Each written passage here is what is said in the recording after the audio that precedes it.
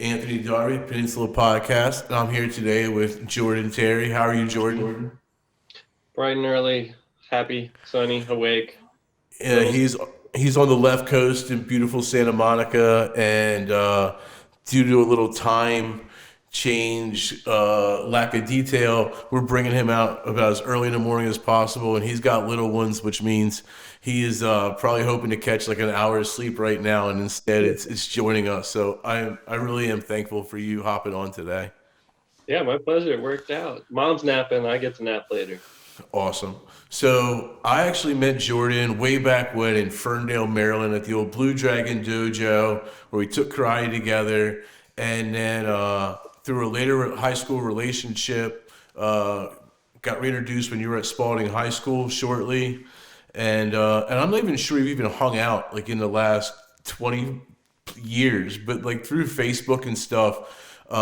You've put out a lot of really cool content, a lot of stuff that I've through a lot of my late dad nights, is when sometimes I do my best research, and I come across some kind of a cranial philosophy type thing coming out of you, and I'm like, all right, I'm gonna try to digest this a little bit and see what my spinal cord has to do with X, Y, and Z. And I hope I'm not butchering your what you're putting out there, but it caught my attention, and It's stoked to hear what gets absorbed. yeah, well, for me it was that you were basically that you were out west doing healing, and it looked like you were working and doing body work on people to try to make them feel better. And um, if you know my story a little bit, was basically that we got our license, and I knew medical cannabis was a great tool for healing for a lot of different things. But really quickly, within like the first 6 months, I realized that like my patients were trying to use this as a band-aid for a lot more than what they needed. They needed the physical therapy, they needed the movement, they needed a lot of them with stress and mental health issues. They needed to talk to a counselor. They needed to work through some of these things. They couldn't just mask it with cannabis. Although cannabis is a great tool, why are you talking to a counselor, and why you're taking this multifaceted approach to healing? So, um, because I don't know a ton, give me a little bit about your kind of how you've gotten to where you're at in terms of your business and your practice, and what you're up to. Sure, will do. Really quick though, it was karate that we met because we had lacrosse. Oh, we did. You were a Buccaneer as well, weren't you? Uh-huh. Yes. I So there think, was dude. also So when you said that, I can picture navy blue like mid calf socks running around in a little Buccaneers uniform. So yeah, you're right. hey, um, so yeah, I, I guess just brief history. I went to University of Maryland, School of Architecture, and as the story goes, because I've been telling it a couple times now, in my senior year, I had to take one more elective, so I took a careers in architecture course, and I went, oh shit, I don't want to do this. Architecture had changed the law, but landed me behind a desk. You're working salary, so insane hours from time to time, um, and it was just something I didn't want to do. And moved out to the West Coast and was signing up my wife at the time for a massage course. And the director of the school who was signing her up just turned and looked at me and was like, "What about you?" And so in that little instant, that little choice point to say yes or to say no to this existence, I said yes. A little microcosm, right? Just Yeah. Just, I mean, that moment, you look back at key choice points in life, and like really that day wasn't like I was like, this is a key choice point day, but looking back on it, and so it was a really fun thing to do with a partner. Learned a lot, started learning a lot about my body and health, and started learning how beneficial it was. And really, at that point in time, I was utilizing trigger point a lot. And I remember back in the day, I say back in the day, it's only like a decade ago. And we're so seasoned. this is the saying, right? And so yeah, I remember getting some really good trigger point work, and then just like standing up and being like, whoa, I feel stoned. And I remember my instructor saying, those are endogenous cannabinoids. They help with pain receptor. They also help with the immune system. We have the endocannabinoid system within our bodies. And so, yeah, as you were mentioning, cannabis phytocannabinoids are a great helpful tool, and I'm all for it. Of course, so is the entire state of California, and has been. But also, yeah, like you were saying, exercise, movement, breath awareness, diet, changing your diet, lowering alcohol, lowering fatty, nasty, crappy foods, and all those things. And so it just became this rabbit hole of study, from massage to movement to neurology to emotions to diet, and like really, like, what is this concept of health and wellness, all starting from the physical, kind of from the body side. So for me, that was easy, right? Because like structure of the human body has an architectural nature, and so I kind of came into it all from that. And body heals in reverse. The body's like slow in terms of matter and vibration versus thoughts and emotions. And so started from the body and just worked my way backwards through all sorts of rabbit holes. That's the short version of the story. And is there I have so many questions. So I think that's awesome, and I feel like I share so much a lot with your story in terms of my choice point.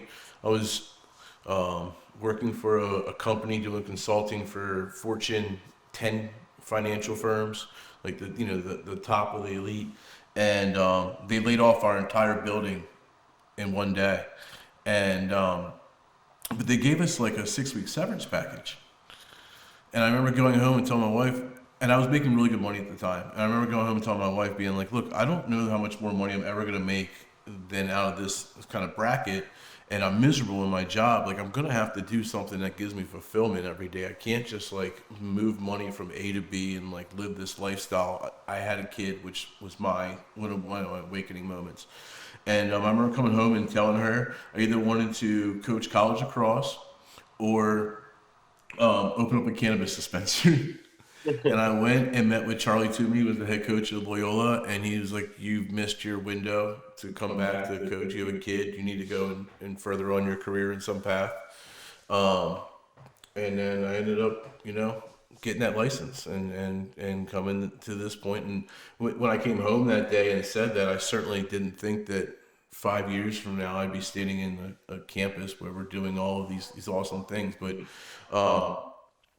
I started having some initial success with cannabis, like you did with Trigger Point, and then I realized that there was a lot more to be open than that, and that's what really opened me up to learning all of these different modalities of healing.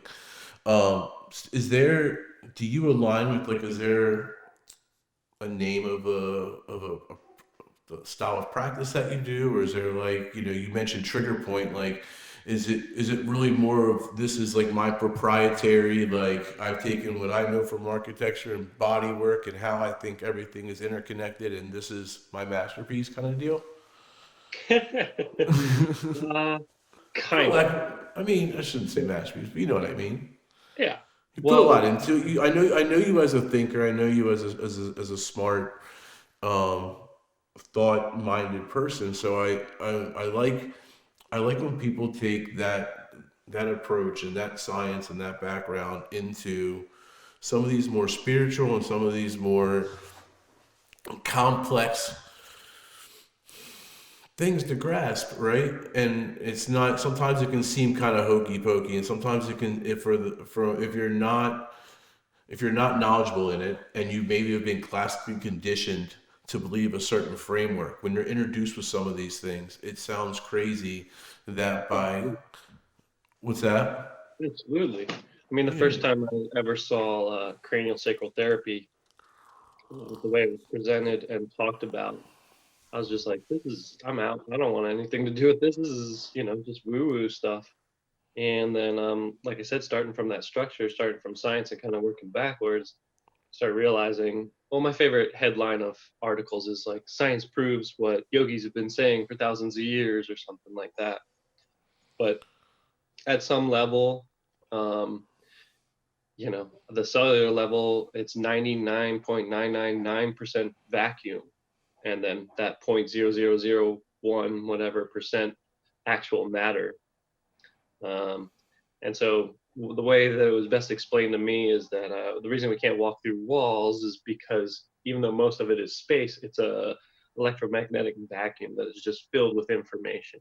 And so that information is, a desk here in front of me, a body here, but all of that has like a potential energy and a potential influence upon everything else and everything that it runs into.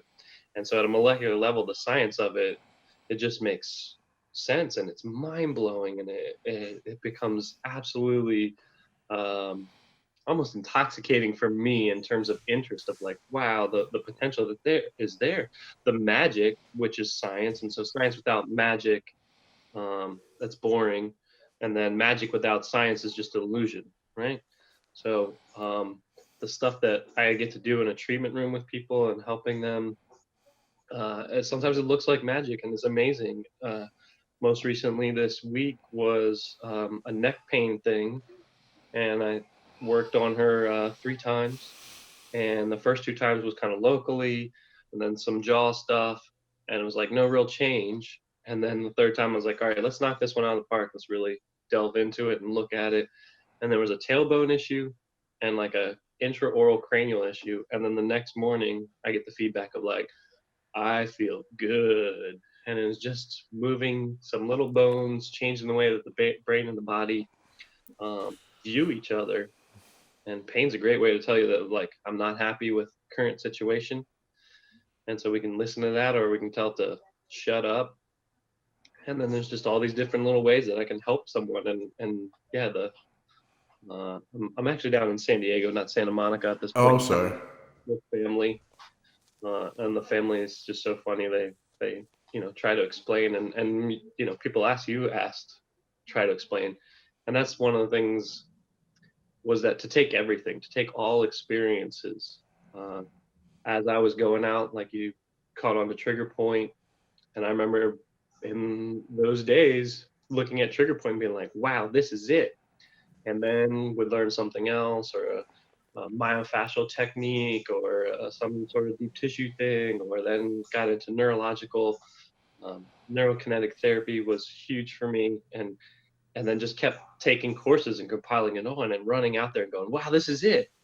But as you were saying, and noticing, one of my favorite things is a Hindu proverb, and that's that there's many paths to the top of the mountain. And the only one wasting their time is the one running down the bottom saying you're going the wrong way. Right? Everyone's got to find their own path. The teachers, the healers, the ones that do the best, kind of help highlight that path and give them direction, but not say like you're going the wrong way. And so what you started seeing online was that I found that through education I can touch more lives, because if I educate therapists, and I've educated from like chiropractors to massage therapists and physical therapists to some of my favorite people to work with, that I've learned more about the body and neurology, are actually mental health therapists. They've come and taken a cranial course or two from me to learn how to just hold space and feel what's going on and work with the emotions. And they have taught me so much, because they come from a different realm. They're Like talking I said, neurotransmitters, right? And maybe things of that nature. response, yeah, and rerouting neural pathways around hiccups and scares, and not wanting to look left because that was where the car came from, that a loved one died in an accident. I mean, wild stuff that if they were to just go into the doctor's office, nothing's wrong with them. But they're in pain and they're uncomfortable and they have suffering and they have things and levels and layers. And so, just to finish that one thought, it just created an umbrella where we honored everything that we learned, and access and an ability to access all those tools, because trigger point was what I started my practice with. So why would I ditch a tool that was effective, that makes people feel good, that releases endogenous cannabinoids? I mean, here you go. Here's some free THC in your system. Yeah. And so it just basically was like, why don't we honor all those traditions, all those paths, and that that ability, the saying, I think it came from an Italian senator or something like that, the saying, adapt or die. And I have to adapt every day.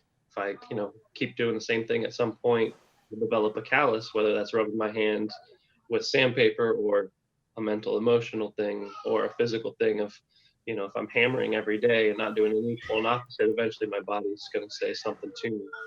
And so how do we adapt to that person that's in front of us? How do we adapt to ourselves that day? And then just the concept of polarity is just, that's a law of the universe. It's now light out. When I got the text message that we were doing this at 6:30 in the morning, it was still kind of dark out, but when's that definition of when's the day, when's at night? But we all understand that the Taoist principles of yin and yang translate right into the body, into movement, flexion and extension, translate right into emotions, like someone comes to us and says we're thirsty, we don't say like, oh, well, why are you thirsty? You're like, oh, can I get you a glass of water? And so that's one practice for me. And remembering that if someone's coming and they have a mental emotional thing, that's not my, scope of practice, but I can offer that glass of water metaphorically and hold that space for anyone and just create that umbrella of like, one human can help another human, and two humans coming together with a common goal, that becomes even more powerful, right? And then if we think about groups and like studies of people meditating and coming together with common goals, and some really powerful magic, science magic happens. From a skeptic standpoint, not even such a skeptic standpoint, but for us, one of the things that I learned was I tell these great stories all day long about all these things that we do here. But there's also another side of that, and that's the people that were not super effective in helping. Maybe because they're not willing to make any behavioral changes. Maybe it's because they've had addiction issues with 5 other substances, and now they're just abusing cannabis like they abused something else, right?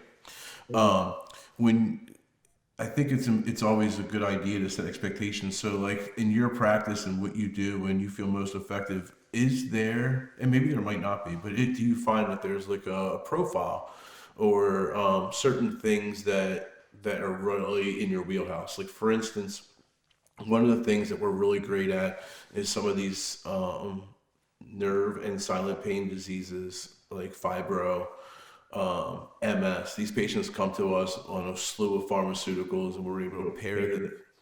Oftentimes, not always. Oftentimes, we're able to pare these pharmaceuticals down, get them on a strong CBD, low THC, sometimes high THC regimen, and the results, the muscle spasticity and the movements and the pain and all that we're able to change is like phenomenal.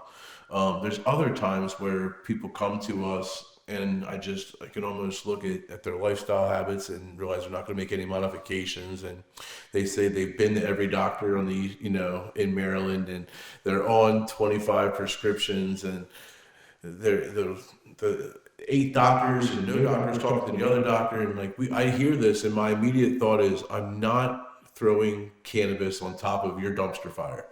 Like, I'm going to fix that dumpster fire first with our pharmacist, Dr. Hoffman, and we can pare down these things and try to navigate through and get the doctors communicating to each other. It's huge. Right? So it's a long-winded way of me asking you, what are some identifiers that you look for as you get excited about, like, this is probably something that, like, I have a really great chance at, or what are some of the things where you're just like, I don't even know if this is a great fit for us? Yeah, so many thoughts. So let's see if I can stay on target with them. The first one is the concept of placebo and nocebo. So placebo, the sugar pill, from the research seems to work 51% of the time. And the nocebo is if you tell somebody something, they take that on negatively, right? And so it works 50%, 51% of the time.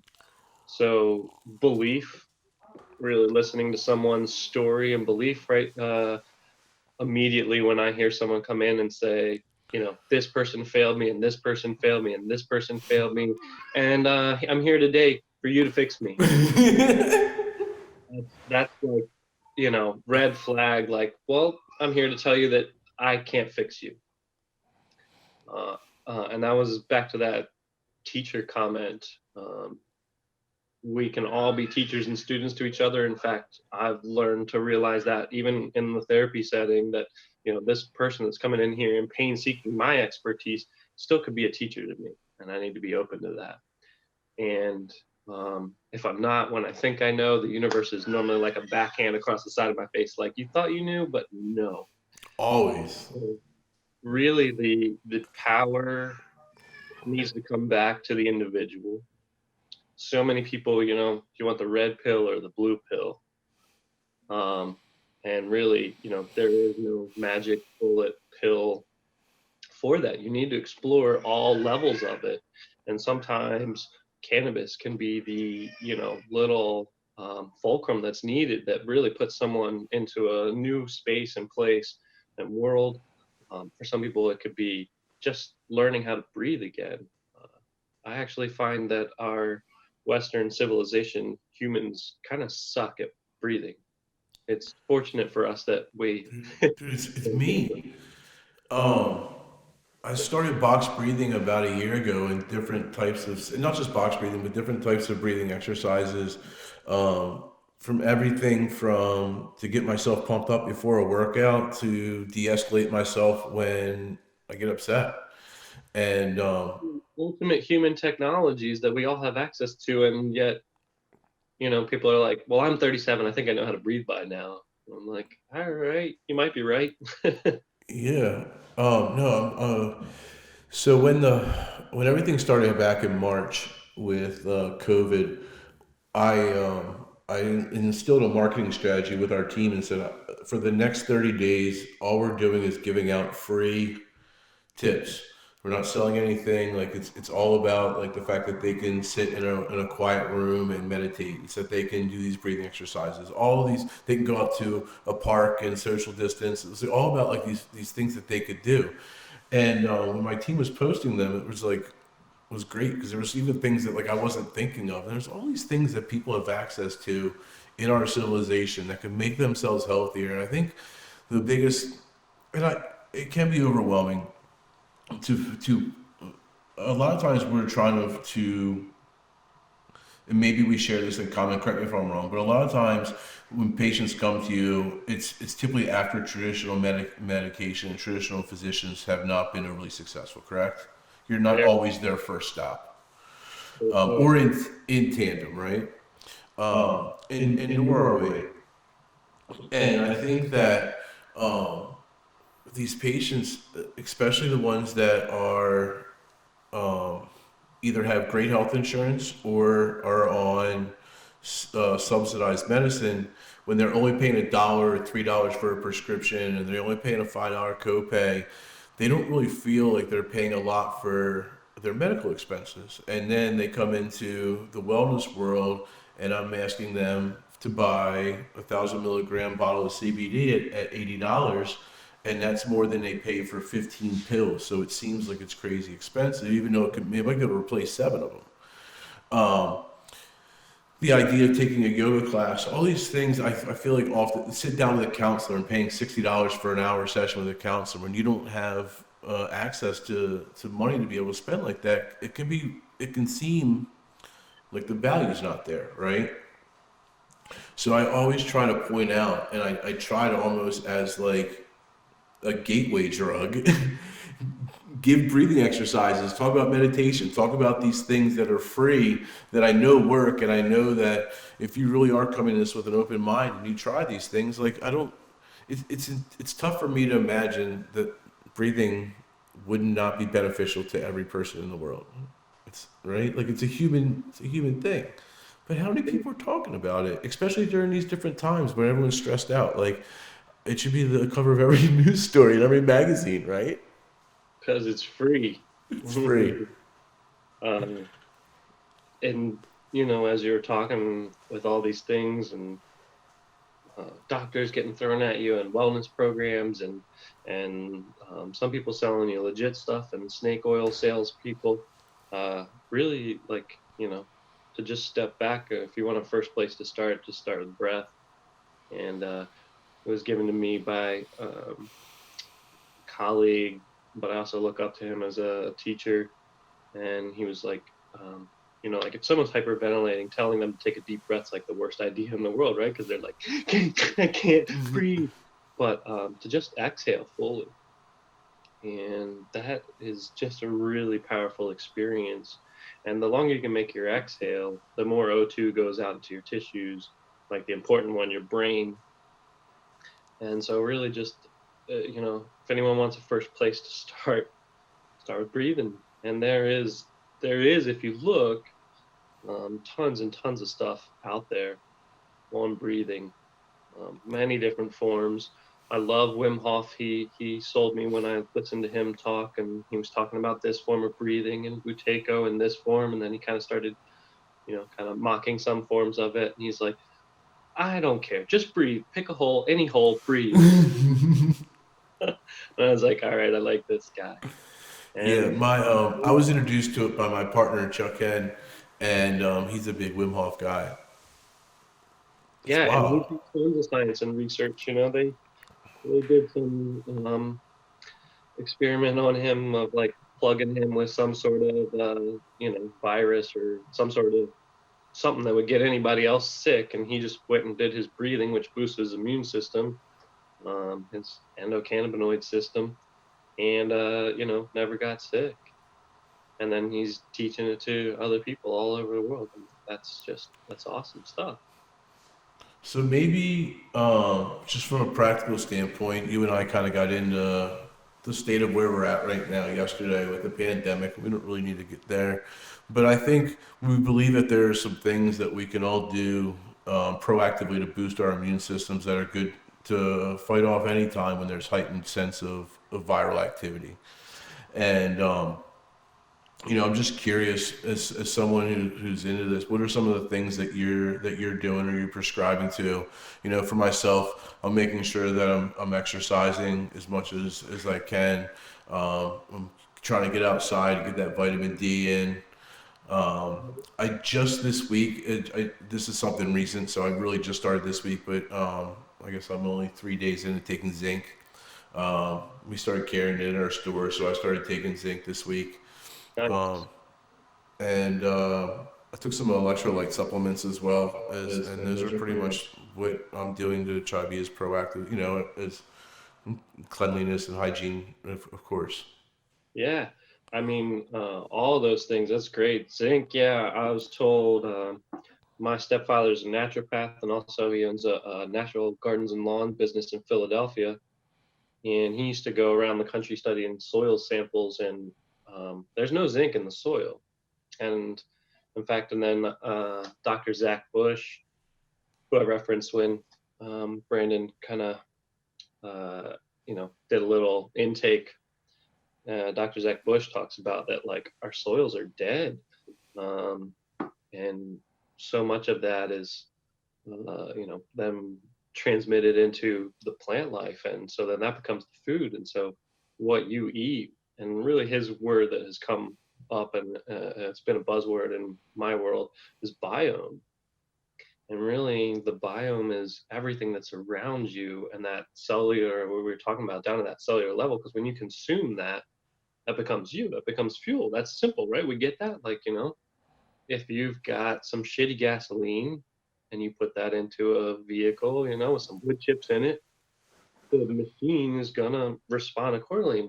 Or if you get the high test and you put that in, you're gonna see that. And so I'm blessed with being here in California because our, local organic food source is just, I mean, it's amazing the choices that we get. Visiting family in Salisbury, I feel really sorry for you, man, because it's tough over there. It is, but it's gotten better. It really in the last 4 years, we've had a new mayor who is our age.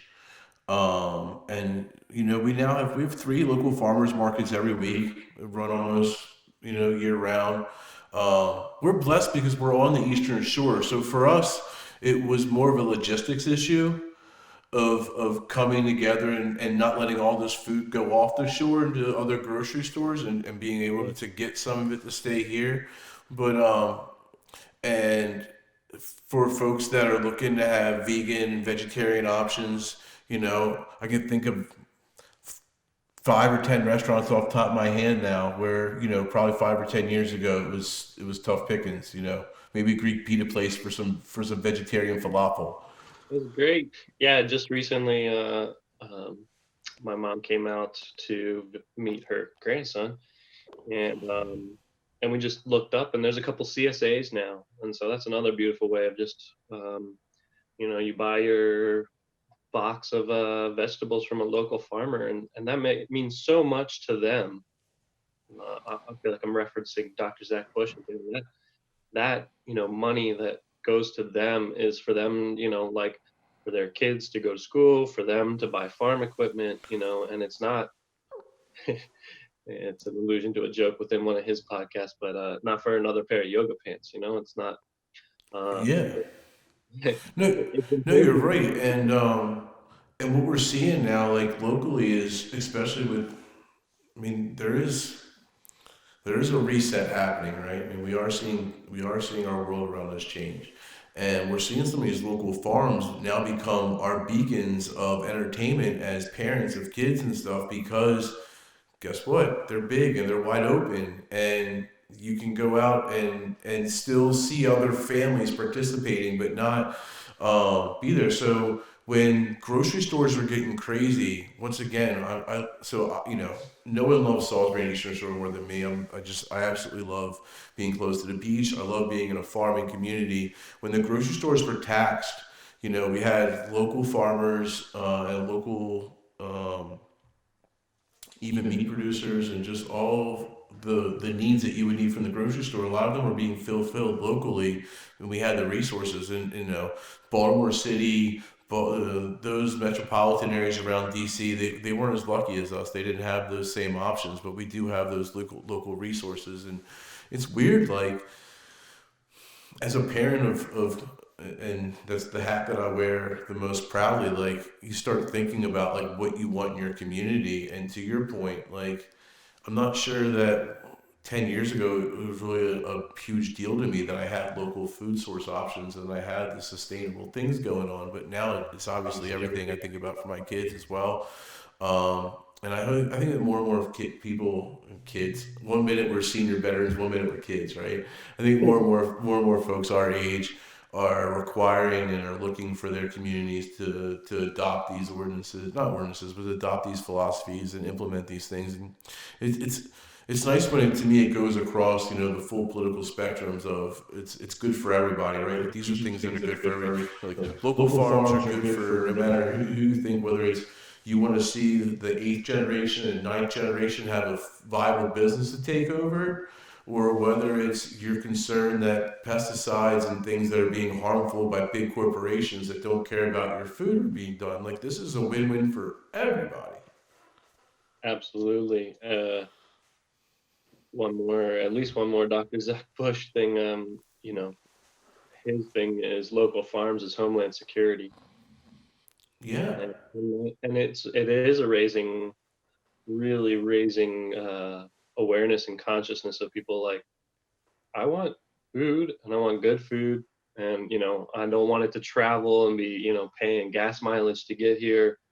And that's beautiful to hear that there's change and you're witnessing and seeing it, and you are part of it because yeah, you got kids. And I always think about that, of like these people behind closed doors that make these decisions, and it's like, do you have kids? Like, you know don't you care at all, like what world you're leaving for them? And It's ultimately it really comes down to yourself, myself, and we vote with our dollar. So I vote for organic, what our grandparents and great grandparents called food. yeah. They didn't call them heirloom, right? It was just a tomato. Yep. Yep. It's just the tomato.